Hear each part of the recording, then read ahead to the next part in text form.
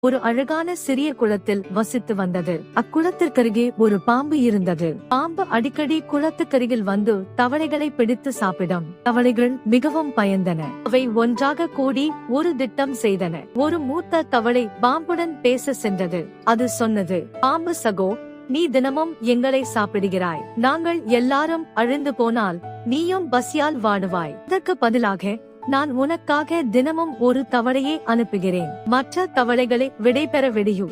பாம்பு யோசித்து அந்த ஒப்பந்தத்துக்கு சம்மதித்தது. தினமும் ஒரு தவளை வருவதால் மற்ற தவளைகள் பாதுகாப்பாக இருந்தன. சில நாட்கள் கழித்து பாம்பு மிகவும் சோம்பலாகி மற்ற தவளைகளை பிடிக்க முயற்சிக்கவில்லை. ஒரு நாள் தவளைகள் எல்லாம் சேர்ந்து ஒரு திட்டம் போட்டன. பாம்பு தூங்கும் நேரத்தில் அதை ஒரு பெரிய குழியிலிட்டு கல்லால் மூடின. பாம்பால் வெளியே வர முடியவில்லை. இவ்வாறு தவளை மற்றும் பாம்பு. ஒரு சிறுகதை. ஒரு காட்டில் ஒரு தவளை